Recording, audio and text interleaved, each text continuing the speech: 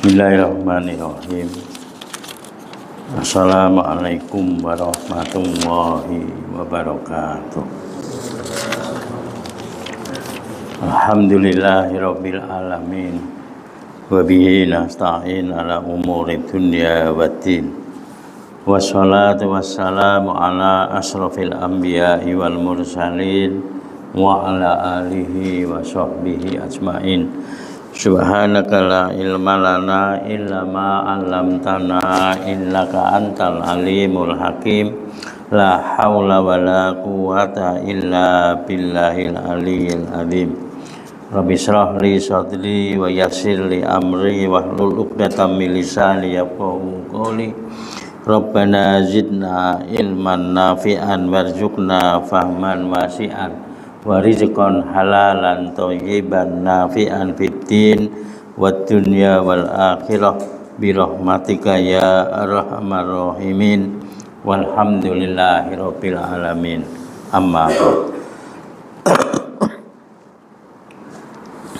hadirin tuan-tuan dan puan-puan jamaah maghrib yang dirahmati Allah Subhanahu wa taala, syukur alhamdulillah. Pada malam ini kita dapat menunaikan sholat maghrib berjamaah. Seterusnya kita duduk di dalam masjid iktikaf, duduk dalam majelis ilmu. Mudah-mudahan Allah menerima seluruh amal ibadah kita. Amin ya rabbal alamin. Hadirin yang dirahmati Allah, malam ini insyaallah kita sambung tafsir kita dalam surah As-Sajdah. Surah As-Sajdah juz 19.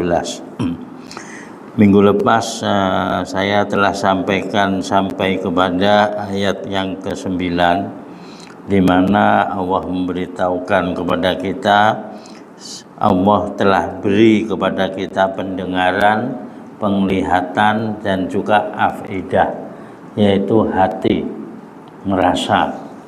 Kita ini bersyukur tuan-tuan, sebab hati kita hidup.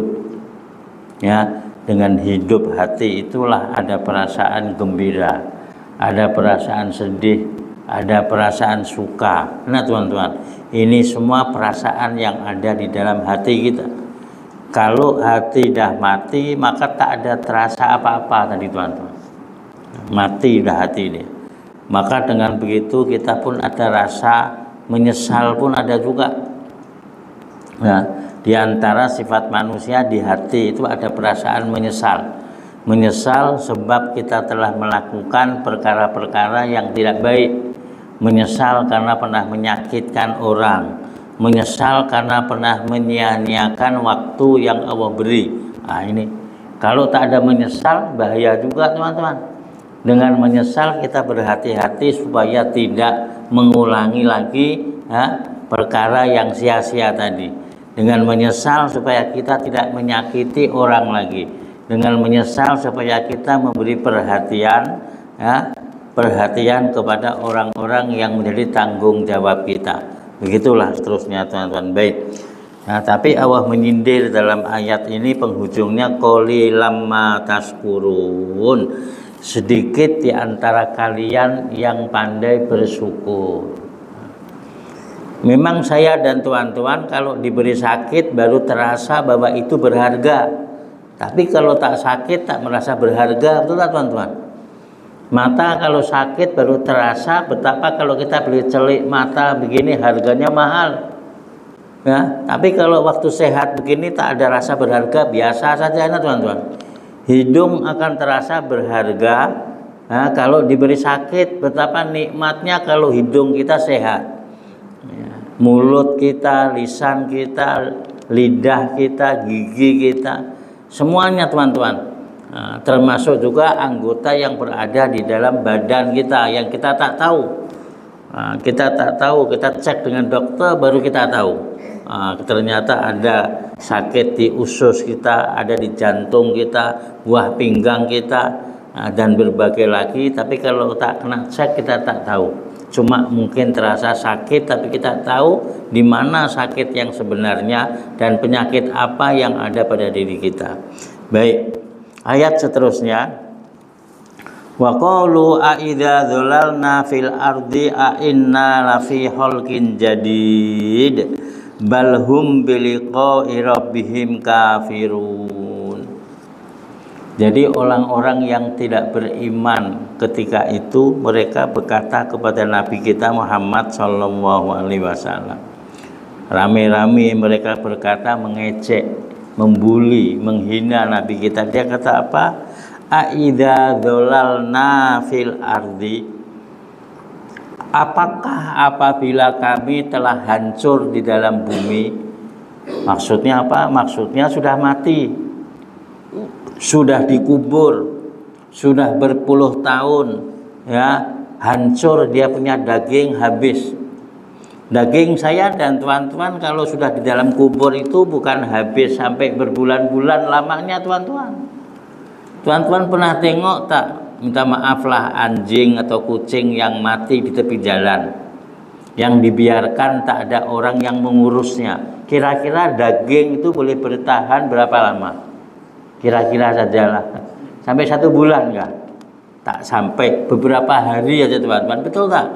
Itu mata kita selalu menyaksikan teman-teman habis. Ya, ulat-ulat telah datang dimakan ulat tak lama, beberapa hari dia sudah habis. Katakanlah kalau badan manusia mungkin lebih besar daripada binatang yang saya sebutkan. 1 bulan saja sudah habis teman-teman badan kita. Daging pertama kali yang habis dengan kulitnya, tulang agak lama. Orang kata tulang dan rambut itulah yang lama boleh bertahan teman-teman. Tengkorak lah, tentu tulang itu termasuk kepala kita, tengkorak, tulang kangen, tulang kaki, tapi daging dah habis, tak ada. Akhirnya tulang juga reput, ya teman-teman, tulang itu reput akhirnya. Masih nampak ada bila dipegang reput dia sudah. Sebab kenapa? Dah terlalu lama. Nah, inilah yang mereka kata, apakah kalau kami ini orang-orang kafir itu teman-teman, orang-orang musyrik yang menyembah berhala, mereka nak perli Nabi. Mereka kata, apakah kami yang sudah hancur lebur fil ardi di dalam bumi, a'inna lafi khalqin jadid. Bolehkah kira-kira dibangkitkan kembali untuk seperti semula? Khalqin jadid artinya baru. Bolehkah menjadi baru lagi? Dia kata begitu. Dia ingat pikiran itu adalah pikiran manusia. Kalau menurut manusia memang mustahil teman-teman, ya tidak. Barang yang sudah begitu mustahil akan kembali seperti sekarang ini begini, mustahil. Tapi kita tidak boleh berpikir secara manusia, kita pikirnya secara Allah Subhanahu wa taala. Dulu kamu tak ada juga, siapa yang jadikan kamu? Dulu kamu daripada air mani juga, Allah boleh jadikan dari air mani itu tangan kamu, kaki kamu, kepala kamu. kemudian dijadikan badan kamu, dalam badan itu ada jantung dia, ada paru-paru dia, ada buah pinggang dia, ada usus dia, subhanallah. Dijadikan kepala, dalam kepala itu ada otak kamu, ada mata kamu, hidung kamu, dari mana ini semua? Kamu boleh buat hai manusia? Tentu tidak dapat buat. Ada manusia coba buat, yaitu palsu, kaki palsu, tangan palsu, teman-teman. Sama tak dengan yang original, teman-teman? Jauh sekali. Yang mirip-mirip saja mungkin adalah dibuat palsu. Gigi, teman-teman. Tapi orang yang sudah pakai gigi palsu tentu merasa ya tak nyaman, tidak seperti yang gigi asli ya, teman-teman. Berhati-hati, kadang-kadang makan boleh lepas itu gigi palsu, teman-teman. Ya. Mau berhati-hati betul, teman-teman. Tak sama dengan yang asli, manusia boleh buat tapi palsu. Jangankan buat yang seperti yang asli betul-betul, teman-teman. Selembar rambut yang asli pun manusia tak boleh buat. Rambut palsu boleh, ya teman-teman. Kalau yang dia buat itu dipakai wig, umpamanya sambung rambut juga, itu daripada rambut manusia juga, teman-teman. Kalau yang dibuat daripada bahan lain, mesti nampak sangat. Sebab tidak akan sama dengan original. Jadi pikirannya manusia-manusia ini berpikir secara pikiran mereka, yaitu manusia.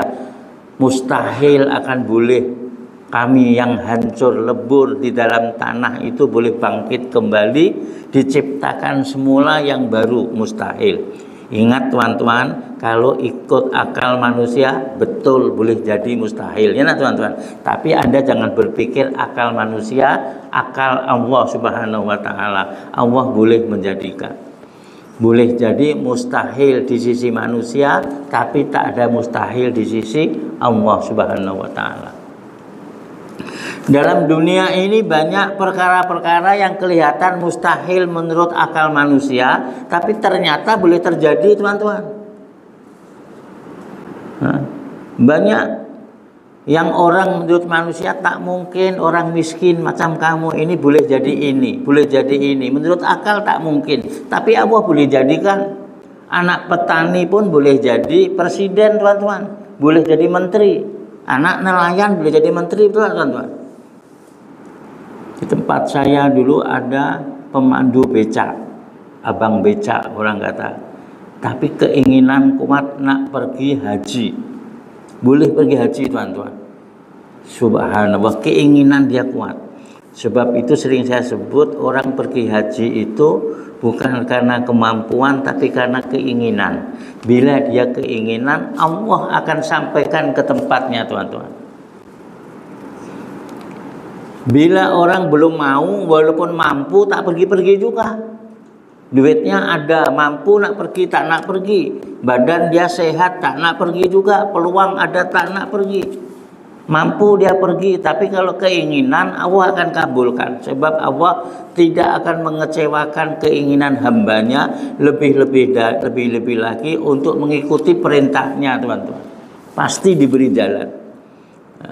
Pemandu becak itu ceritanya, teman-teman. Dia ini karena inginnya sangat sampai membeli buku manasik haji atau panduan haji. Dia baca. Jarang orang-orang biasa gini beli buku itu nak baca, kecuali yang nak pergi aja, nak teman-teman. Yang tak nak pergi, belum mau beli, betul tak? Padahal belajar tentang manasik haji, tentang haji, jangan menunggu ketika nak pergi, teman-teman. Nak pergi nanti kursus tinggal mengulang. Tapi sebelumnya ada belajar. Sebab itu ketika mengulang dia mudah karena ada belajar. Maka ketika nak pergi haji nanti sudah tahu apa yang perlu dibuat, yang fardu, yang wajib. Sebab kenapa? Belajar sudah, kemudian kursus lebih menguatkan lagi, sehingga sampai di sana nanti tahu ilmunya. Tapi abang becak ini memang dia tahu nak susah nak pergi haji, sebab pendapatan dia macam mana. Tuan pahamlah. Ya, tarik becak saja berapa satu hari dia dapat untuk makan anak istri dia saja cukup, teman-teman. Belum lagi dia akan bawa becaknya orang lain sewa itu, teman-teman. Nah, ada juga orang yang punya sendiri lah, tapi ada juga yang sewa, tak ada sendiri. Baik. Dia bukan ingin dapat boleh pergi bila, tapi karena cintanya, sukanya, ingin pergi itu, sehingga dia beli buku ini sering mengulang-ulang baca. Apalagi ada gambar Mekahnya itu, gambar Mekahnya, Madinahnya, Hajarul Aswad. Wah, dia betul-betul suka.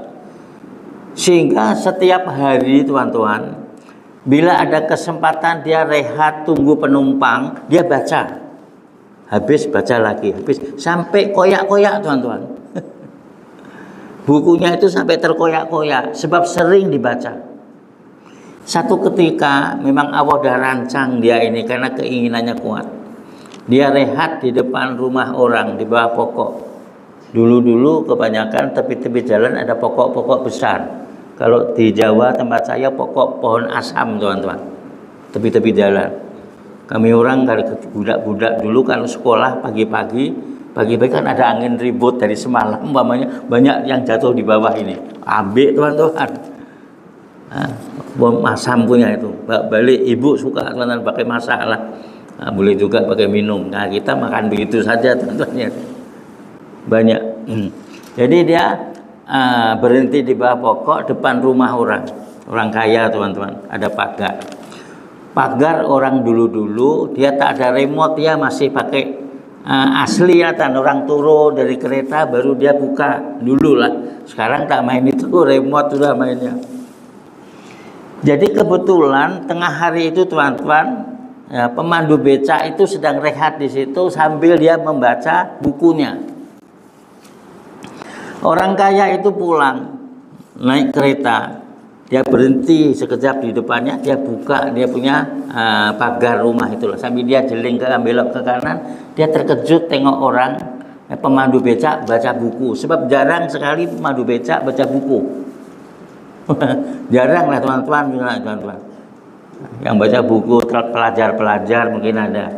Nah, kalau ada pun orang-orang begini mungkin bawa newspaper ataupun kupat. Dia dipakai untuk kipas-kipas. Panas, teman-teman. Tapi dia tengok dia baca, teman-teman. Baca. Orang ini masukkan keretanya dulu, lepas itu dia keluar. Dia tanya, "Assalamualaikum Pak." "Waalaikumsalam." "Boleh tanya Bapak baca apa?" Pemandu becak tadi memberitahu, "Saya baca buku Pak." "Buku apa itu boleh tahu?" "Boleh, ini buku manasik haji, pedoman pergi haji." Heran lagi dia teman-teman. Pemandu becak baca buku pedoman haji, panduan haji. Nah, bukunya pula sudah seperti mau koyak-koyak, teman-teman, dibaca berkali-kali. "Kenapa Bapak baca buku ini?" kata orang kaya tadi. Pemandu becak kata, "Saya suka baca buku ini sebab ada gambar-gambar dia, gambar Mekah, gambar Madinah, ya, gambar Hajarul Aswad. Saya ingin sekali pergi ke sana. Hari-hari sholat menghadap Ka'bah." Maaf suara saya teman-teman, saya lagi agak setengah batuk nih teman-teman. Jadi ketika itu orang ini kagum. "Bapak betul-betul ingin pergi haji kah?" "Ya, saya ingin pergi haji." Wah, dia kata, "Saya ingin pergi haji." "Baiklah, kalau ada waktu nanti malam Bapak selepas Isya atau selepas Maghrib boleh datang ke rumah ini. Saya tunggu di rumah." Begitu. "Ada apa Pak?" "Ya, datang sajalah. Ada saya ingin bicara dengan Bapak." Tidak tahunya orang tua ini, bapak tadi pulanglah, yang pemandu becak tadi pulang ke rumah lah teman-teman. Petang pulang ke rumah macam biasa, mandi, sholat Maghrib, makan sampai Isya baru dia pergi lagi ke rumah. Orang tua ini sebenarnya teman-teman nak pergi haji dengan istrinya dan dia sudah niat untuk membiayai saudaranya. Ada saudaranya suami istri, tapi ditakdirkan suaminya 2 hari lepas meninggal, sehingga istrinya tak mau pergi teman-teman. Di sini yang dibawa tadi kan suami istri kan teman-teman, tak mau pergi sebab suaminya baru meninggal 2 hari lepas. Padahal orang tua ini niat nak membiayai 2 orang, jadi pergi suami istri. Sebab itu pemandu becak tadi bila datang malam ditanya, "Bapak betul-betul ingin pergi kan?" Nah, sebelumnya dia sudah runding dengan istrinya lah. Bagaimana kalau kita bawa, tadi saya ketemu pemandu becak yang berkeinginan nak pergi haji. Ya, kita sudah berniat nak belanja untuk 2 orang. Istrinya pun orang baik, orang solehah, tak banyak cakap macam-macam. Oke lah, mana yang terbaik untuk bapak lah, dia kata. Akhirnya datanglah pemandu becak tadi. Diberitahu, bapak sudah ingin sangat pergi haji. Ya, saya ingin. Kalau ada orang yang mengajak bapak untuk pergi, mau tidak? Memang saya mau, tapi saya tak ada uang, tak ada duit nak belanja. Tak ada orang membiayai, bapak mau, saya mau. Kalau begitu, besok bapak datang lagi, bawa IC, bawa surat-surat yang penting, datang ke sini, nanti saya nak daftarkan haji, pergi dengan saya. Wah, berseri-seri wajah dia. Alhamdulillah Pak, terima kasih, terima kasih. Pulanglah ke rumah dia. Dia ini ternyata tiap-tiap selepas sembahyang doa juga, teman-teman. Sementara dia doa, istrinya yang di belakang selalu kata amin, amin, ya teman-teman. Dia doa, ya Allah, saya ingin pergi haji, ya Allah, amin. Jadi bila sampai di rumah, dia beritahu, kenapa orang kaya itu panggil bapak tadi? Istrinya tanya. Dia kata, saya dapat rezeki, dapat pergi haji. Orang tua itu mengajak saya pergi. Istrinya tanya, yang dibawa kamu seorang kah?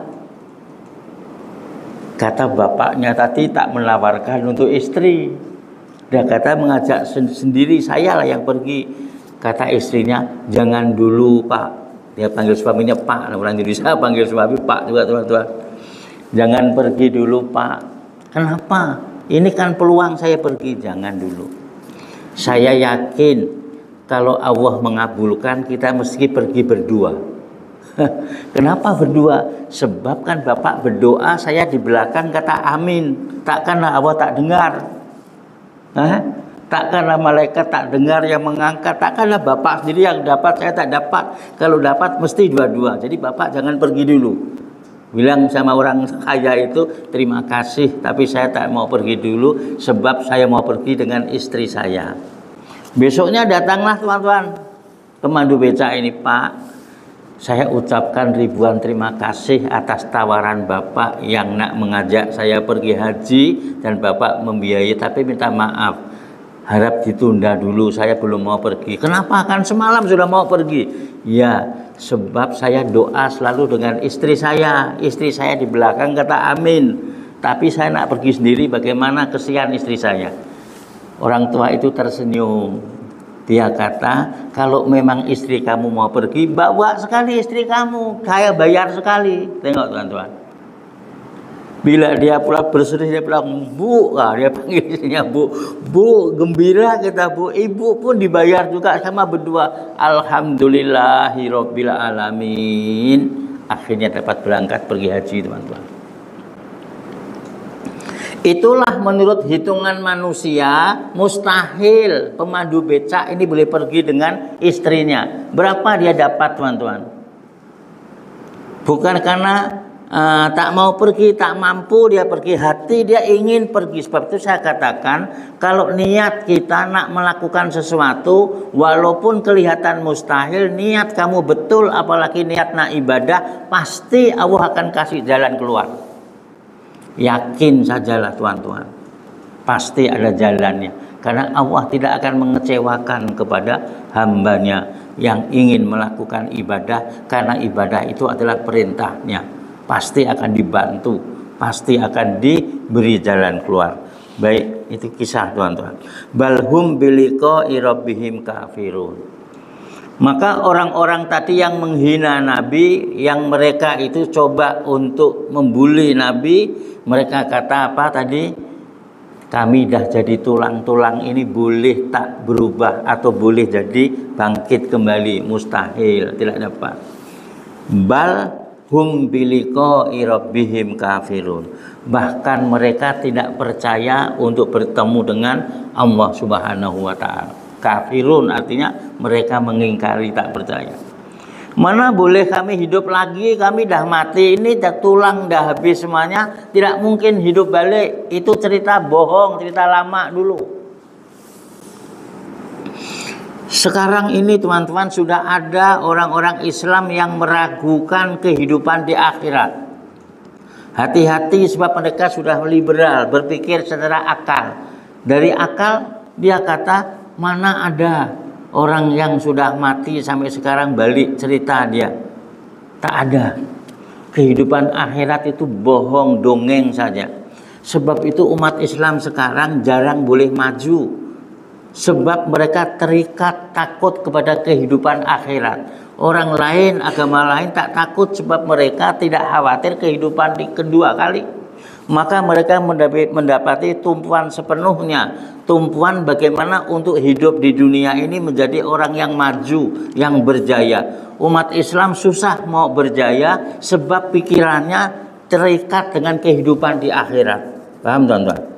Ini omongan orang-orang Islam sendiri, tapi yang cerdik pandai, iman dia tak kuat. Mereka coba mempengaruhi supaya umat Islam jangan banyak pikir akhirat, ragu-ragu, yang akhirnya ragu-ragu menjadi langsung tidak percaya. Tumpukan perhatian kamu untuk kemajuan dunia saja. Ini teman-teman. Saya dengar ada yang cakap begitu, sudah pemimpin umat Islam sendiri cakap begitu teman-teman. Yang menjadikan kemunduran umat Islam adalah umat Islam mempercayai berita-berita yang belum tentu kebenarannya, kata dia. Ini kan bahaya teman-teman, ya tidak? Bagi saya dan teman-teman, iman yang tetap berbicara, saya yakin selepas kita ini sekarang mengalami sudah dua alam, masih dua alam nih lah. Kalau dengan alam ruh menjadi tiga alam. Mula-mula jadi roh dulu, alam roh kita sendiri ada. Kemudian roh ditiupkan ke dalam janin ketika kita masih dalam perut mak kita, maka dianggap sebagai alam kandungan. Saya dan teman-teman sudah pernah melalui proses alam kandungan. Siapa yang tak percaya dulu pernah di alam kandungan, Tuan? Percaya tak? Ataupun keluar daripada batu barangkali ada. Yakin kan teman-teman, alam kandungan dulu kita semua dalam alam kandungan. Kita yakin walaupun kita tak boleh cerita. Ada yang boleh cerita kah di dalam kandungan? Dulu saya masa dalam kandungan begini-begini pernah cerita, boleh. Tapi kan kita yakin, percaya pernah di alam kandungan. Cerita tak pandai, tak tahu pun. Kita tak boleh cerita, mak kita yang mengandung pun tak boleh cerita. Apalagi bapak kita. Tak tahu apa-apa lagi. Yang tahu perut istrinya, ibu kita makin besar, makin besar, makin besar. Ini tak. Tapi tak tahu apa-apa, tak campur tangan pun. Kalau sudah hamil tak campur tangan, suaminya enak teman-teman. Kita anaknya pun tak tahu, kalau suruh cerita pun ketika 2 bulan dalam perut mak, macam mana rasanya. Boleh cerita nggak? Atau detik-detik terakhir kamu mau keluar, boleh cerita nggak? Tak boleh. Maka sekarang kita di alam nyata, sudah kehidupan kita di alam yang kedua yaitu dunia. Kita boleh cerita. Itu pun saya dan teman-teman sering lupa cerita yang kanak-kanak. Boleh cerita ke kanak-kanak dulu? Siapa yang duduk di patu kita tadika? Mungkin ada orang tua-tua kita di depan ini yang tak payah tadika. Dulu belum ada tadika. Tapi saya masih tadika teman-teman. Ya, saya tahun 60-an tadika. Masuk tadika tahun 66 atau ya. 5 tahun ketika itu masih tadika. Tapi kalau suruh tanya siapa orang yang sebelah saya ini, saya tak ingat teman-teman. Apalagi di belakang saya ada ingat ya. Sekolah rendah lah darjah 1 masih ingat tak yang duduk sebelah kita? Ada yang masih ingat? Ya Allah. Padahal itu sesuatu yang betul terjadi, kan terjadi betul tak teman-teman? Mengalami juga tapi tak ingat.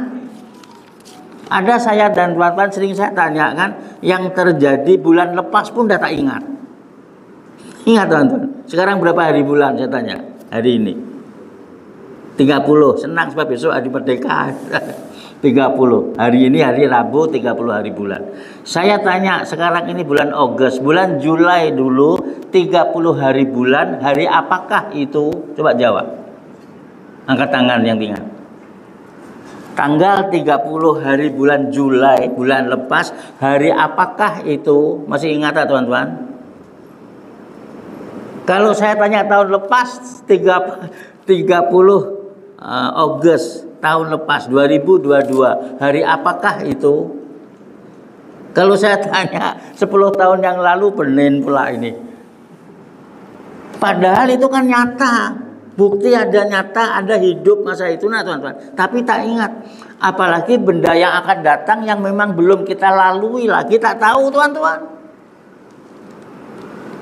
Maka selepas ini, selepas kita hidup ini, nanti ada kematian, kita hidupnya di mana? Di alam kubur, barzah. Itu pun hidup juga. Kalau tak hidup, saya dan teman-teman tak payah bagi salam ketika masuk ke kubur, teman-teman.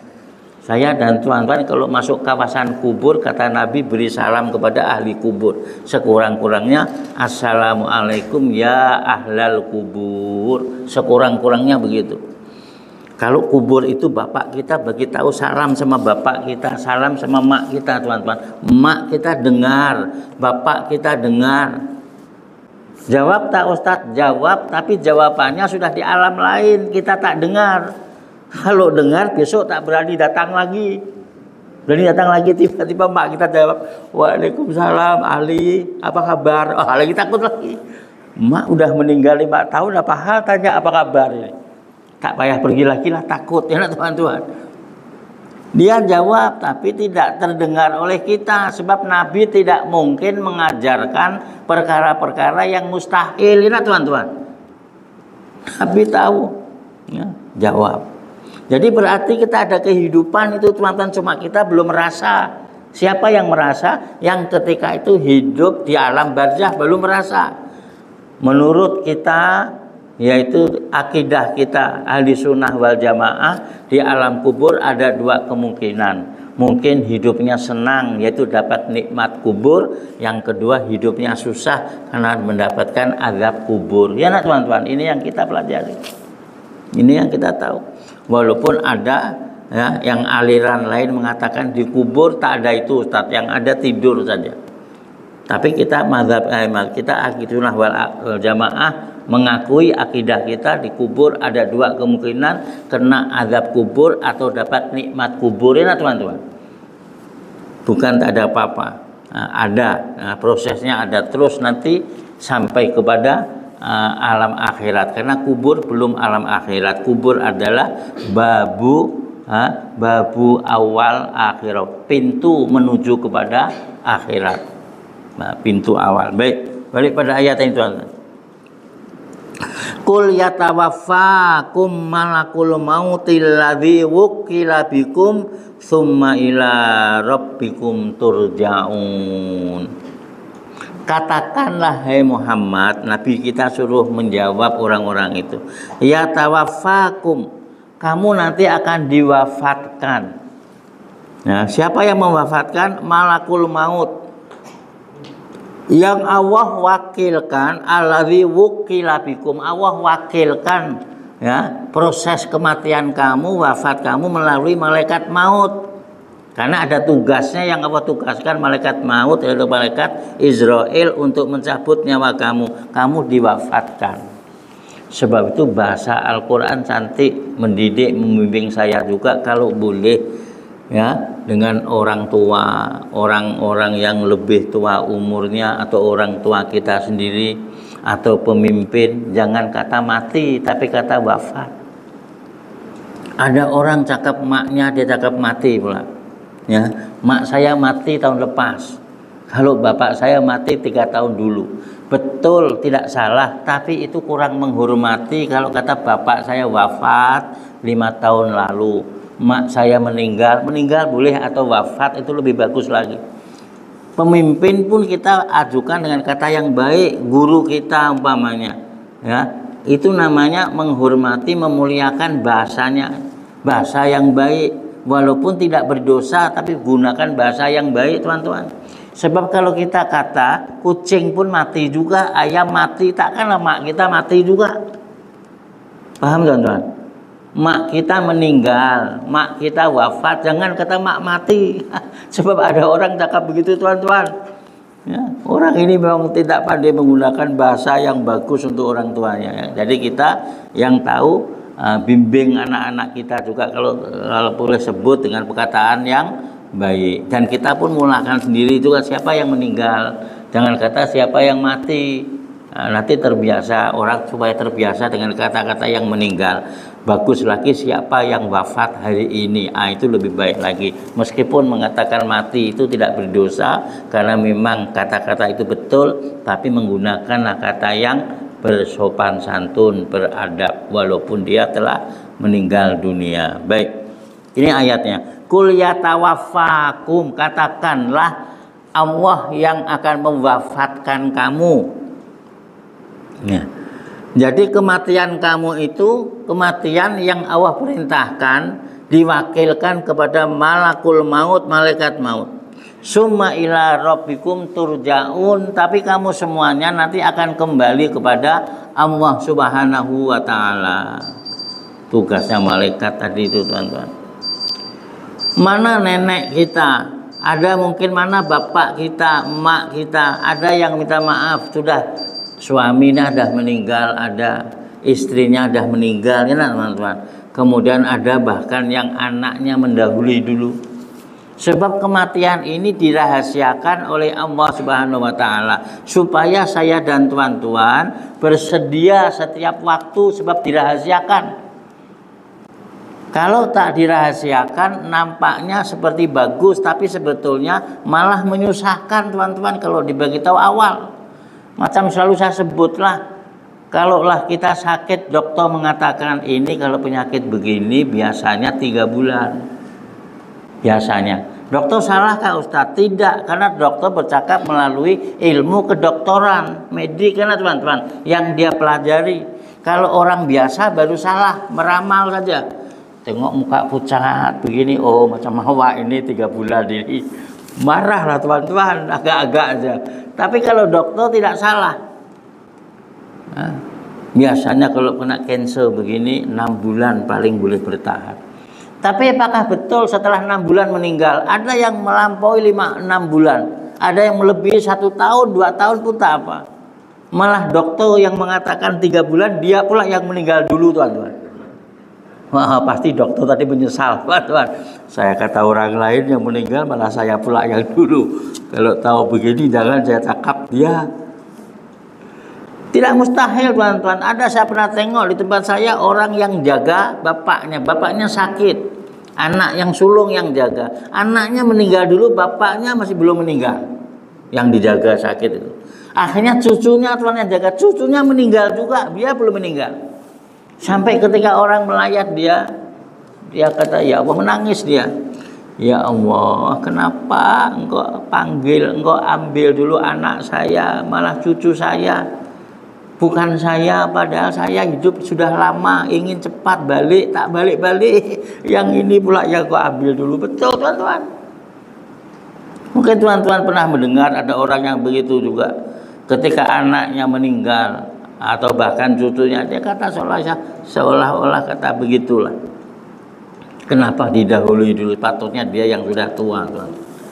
Tapi sekali lagi kematian itu supaya orang ikhlas dan ridho semuanya, maka Allah rahasiakan sehingga orang beriman ketika menerima berita tentang kematian diterima dengan ridho, ya teman-teman. Ya Allah, memang telah sampai waktunya. Dokter pun begitu juga, bahkan dokter sendiri meninggal dunia juga, anak dokter meninggal juga, istrinya meninggal, semuanya meninggal, teman-teman. Hatta Rasulullah Shallallahu Alaihi Wasallam, Nabi kita, orang yang paling dicintai oleh Allah Subhanahu Wa Taala, pun wafat juga, sudah wafat, ya, sudah tak ada di depan kita. Kita sekarang ini hanya dapat menziarahi makomnya, kuburnya yang ada di Masjid Nabawi, Madinah Al-Munawwarah. Disitulah kita baru boleh bertemu dengan kuburnya Nabi, menyampaikan salam kepada baginda Muhammad Sallallahu Alaihi Wasallam. Itu juga lah bukti bahwa jasadnya itu masih ada di situ, sehingga setiap saya dan teman-teman memberi salam, ada kontak jiwa kita dengan Rasulullah, pasti akan terharu, teman-teman, hati kita. Siapa yang sudah pernah pergi tentu merasakan hati akan terharu. Di situ ada gembira, ada sedih, ada senang, semua berkumpul jadi satu sehingga akan menitiskan air mata. Coba Anda di sini kata Assalamualaikum ya Rasulullah, tak ada apa-apa, teman-teman. Betul tidak? Assalamu alaika ya Rasulullah, Assalamu alaika ya Nabi Allah, Assalamu alaika ya Habibullah. Tak ada apa-apa. Tapi ketika berada di depan makam Rasulullah, hati kita akan terharu dan menitiskan air mata. Sebab ada kontak itu teman-teman. Ada kontak hubungan. Biasanya kalau kita merantau teman-teman, ya, lama tak ketemu dengan ibu kita, dengan bapak kita, sayalah, pengalaman saya juga merantau teman-teman. Kalau saya pulang, masuk di rumah pertama kali teman-teman, cium tangan abah saya, cium tangan ibu saya, terharu, kadang-kadang menangis, menitis air mata. Abah saya begitu juga, ibu saya begitu juga. Itu pertama lah. Tapi sudah besok-besoknya tak ada lagi menangis, tak ada apa-apa. Hari pertama ketemu itulah. Ya nah teman-teman. Oh, bukan main, masuk pintu rumah. Sebab itu ketika akhir abah saya dah meninggal, saya pulang, biasanya abah saya ada depan pintu, tak ada. Oh, betul-betul terasa kehilangan teman-teman. Ya, mudah-mudahan dengan ayat ini menambah keimanan saya dan teman-teman. Nanti cerita bagaimana selepas ini ayat yang mengatakan orang-orang yang banyak dosa akan dinampakkan neraka sehingga mereka barulah tahu, yakin. Kalau yang tadi katanya akhirnya yakin, akhirnya mereka minta supaya dikembalikan ke dunia. Apakah dapat kembali dunia? Tidak dapat. Insya Allah ayat seterusnya teman-teman, mudah-mudahan bermanfaat. Subhanakallahumma wa bihamdik, asyhadu an la ilaha illa anta, astaghfiruka wa atubu ilaik.